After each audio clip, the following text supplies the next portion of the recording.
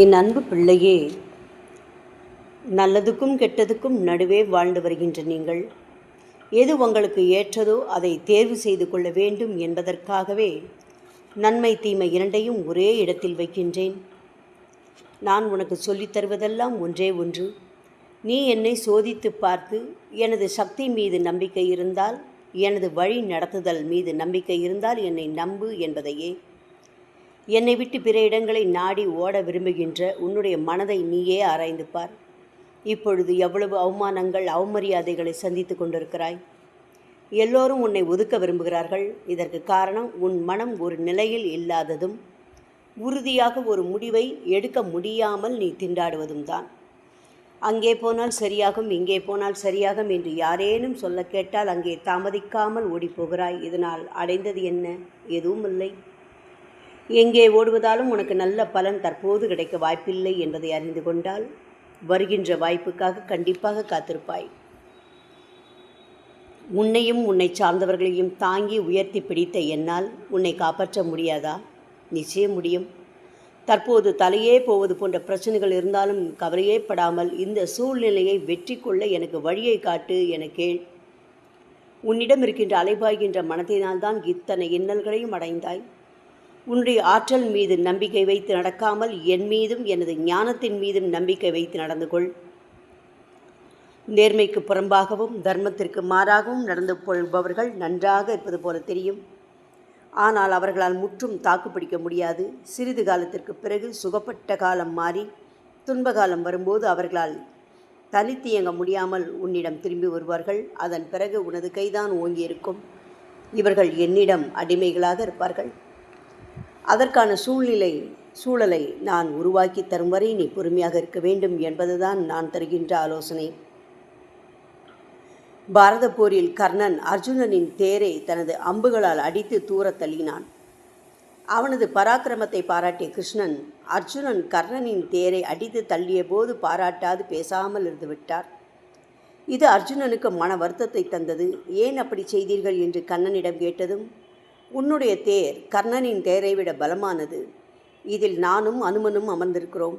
அப்படி இருந்தும் அவன் அடித்து தள்ளிவிட்டான். ஆகவே அவனை பாராட்டுகிறேன். அவனுடைய தேர் மிக சாதாரணமானது. இதை ஒடித்து தள்ளியதும் சாதாரண செயல்தான் என்றார்.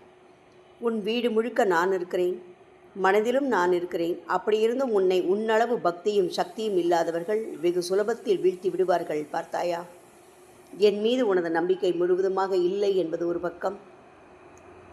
உன்னிடம் உண்மையும் இல்லை என்பதை மறக்க முடியாது. வெளியே பொய் சொல், ஆனால் உள்ளே இருக்கும் என்னிடம் உண்மையாக இரு. பொய் சொல்வது சந்தர்ப்ப சூழ்நிலை, ஆனால் நானும் அதை நம்ப வேண்டும் என்று எதிர்பார்க்காதே. உன்னை ஏமாற்றி உன்னை இந்த நிலைக்கு தள்ளியவர்கள் மீண்டும் உன்னிடம் திரும்பி வரும் நாட்கள் இன்னும் சில நாட்களில் நடக்கும். அதுவரை பொறுமையோடு இரு. யாரையும் துச்சமாக பேசாதே. உன்னுடைய பெருந்தன்மையான நடத்தைகளை பிறர் போற்றும் அளவுக்கு நடந்து கொள். விட்டுக்கொடு. உடனடியாக எடுக்க வேண்டியது என கூறப்பட்டால் முடிவுகளை தள்ளி போடு. இனிமேல் உனது பேச்சை குறைத்துக்கொள். கையை இறுக மூடு. உன்னுடைய கஷ்டத்திலிருந்து எப்படியெல்லாம் வெளிவர முடியும் என யோசனை செய்து கொண்டிரு. யாரையும் அவசரப்பட்டு ஏசவோ குறை சொல்லவோ முற்பட்டு விடாதே. எதிரியானாலும் அவனது கூடாரத்தில் எப்படி நுழையலாம் என்பதை சிந்தித்து நுழைவதற்கு தேவையான வழியை உண்டாக்கு. பிறகு சிறிது சிறிதாக உன்னை அங்கே பலப்படுத்தி கொண்டு ஒரு நாள் வாய்ப்பு கிடைக்கும் போது வெளியே வா. ஒரு முறை வாய்ப்பை இழந்துவிட்டால் நிறைய இழந்து விடுவோம். இதனால்தான் சந்தர்ப்பம் ஒத்து உழைக்கும் போதே பிடித்து கொள்ள வேண்டும் என்று சொன்னார்கள்.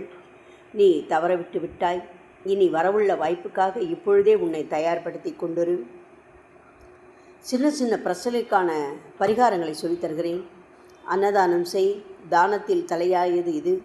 தானத்தால் புண்ணியம் வளரும், பாவம் தேயும், மனம் தூய்மையடையும், உயர்ந்த பதவிகள் வந்தடையும், போன பதவிகளில் மறு செல்வாக்கையும் அடையலாம். சாப்பிட முன்பு பாபா இது உனக்கு அர்ப்பணம் என்று சொல்லிவிட்டு சாப்பிடு.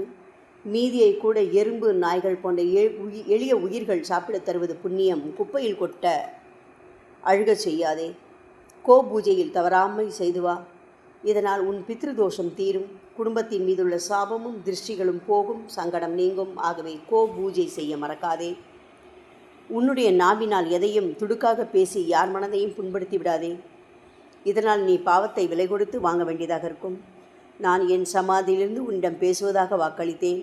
ஆகவே பயப்படாமல் எங்கிருந்தாலும் என்னை நினை, அங்கே உடனடியாக வந்து விடுவேன். என் சமாதி முன்பு வந்து சரணடை. சமாதி உன்னோடு பேசுவதை உணர்ந்து கொள்.